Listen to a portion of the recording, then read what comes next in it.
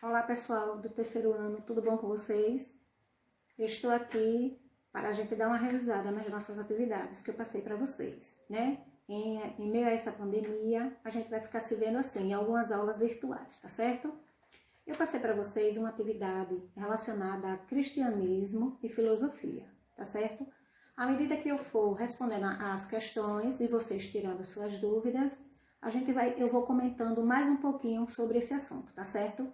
A primeira questão, eu perguntei se o cristianismo era uma religião ou filosofia, tá bom? Então, acertou quem colocou religião, porque o cristianismo está baseado no teocentrismo, onde Deus é o centro de tudo. E antigamente, tudo estava voltado à fé divina, tá certo? Então, o cristianismo é uma religião, tá bom? Na segunda questão, eu perguntei quais motivos levaram os pregadores cristãos a retomar a cultura grega para investigar o cristianismo. Foram dois, na realidade, né? O primeiro deles foi a expansão da fé e a evangelização. Como assim? Levar a religião para vários povos que não conhecessem a religião católica, certo? Então, esse era um dos primeiros motivos, né? Expandir essa religião para outras pessoas. E a segunda foi a organização dos ensinamentos cristãos. Eles queriam saber por que Deus se apresentou como Jesus de Nazaré. Então, eles queriam respostas para essas perguntas. Então, esse foi o segundo motivo. Primeiro motivo, a expansão da religião. E o segundo motivo, saber algumas respostas para que Deus veio como Jesus de Nazaré. Esse foi o segundo motivo. Na terceira questão, como se concretiza a filosofia medieval, né? Então, antigamente, existia um grande conflito entre a religião e a fé, né? A religião porque se baseia nos princípios divinos e que tudo estava voltado a Deus, tudo acontecia de acordo com as vontades de Deus. Já para o lado da filosofia, a razão. Então, a razão era o princípio do qual partiam as ideias de um homem, né? Aquilo em que o homem acreditava ser verdade, não estava baseado no divino, como no caso da fé, certo? O número 4, ele disse, qual a origem e o significado da palavra santo, né? Santo é de origem latina e significava separado por Deus, consagrado, ou seja, aqueles padres, né, que eram fervorosos e faziam parte da religião católica e pregavam a fé divina, eles diziam que eram separados por Deus, que eram pessoas consagradas para as suas doutrinas cristãs. Então, a palavra santo vem do latim e significa consagrado, né? Ou seja, separado por Deus, tá certo? Também foi colocada uma outra atividade sobre a patrística, né?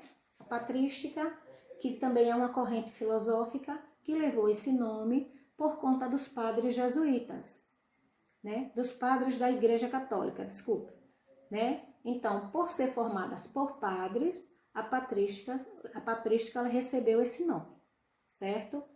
E na outra atividade, falando sobre a patrística, a gente tem as seguintes questões, que vamos também debater um pouquinho sobre ela, ok? Escreva o porquê do nome patrística, né? Então, a patrística é uma corrente filosófica, né? E ela foi fundada por padres da Igreja Católica. Por ser fundada pelos padres, recebeu esse nome de patrística. Então, essa será a primeira resposta, né? O porquê de patrística. Na segunda questão, eu perguntei o que foi o neoplatonismo, né? O neoplatonismo também foi uma corrente filosófica, mas recebeu esse nome porque o neoplatonismo estava baseado nos escritos de Platão, né? Então, o neoplatonismo surgiu a partir dos escritos de Platão, assim recebeu esse nome, tá certo? Qual a importância da patrística, né? A patrística teve várias características importantes, mas uma delas é que foi nesse período que foi produzido grande parte dos pensamentos que daria origem a um sistema teológico cristão. Foi a partir da patrística em que surgiram vários conhecimentos e vários pensamentos que levaram à teologia cristã e posteriormente que deu origem à Igreja Católica, certo? Número 4. Qual a missão dos padres que foram os pais da Igreja Católica? Qual era a missão que eles tinham? A missão deles era formular princípio de todo o pensamento que daria origem à Igreja Católica, como eu já falei na terceira questão. Todos os princípios e pensamentos foram feitos por esses padres, chamados pais, e que deu origem à formação da Igreja Católica. E para a formação da Igreja Católica, né, e a patrística, houve uma pessoa muito importante que difundiu a corrente filosófica, que foi Santo Agostinho, que embora aos 32 anos ele ainda buscava um sentido para a sua vida, e com isso ele já tinha seguido até outras correntes filosóficas, até que se converteu, né, ao cristianismo, tornou-se bispo e ficou conhecido como o maior difusor da patrística, certo? Já na sexta questão, pergunta qual era o propósito de Santo Agostinho. O maior propósito de Santo Agostinho era combater as heresias, ou seja, aquilo que não era aceito pela Igreja Católica naquela época. Embora hoje muitas coisas são aceitas pela Igreja, porque houve o consentimento de um Papa há vários anos atrás, né?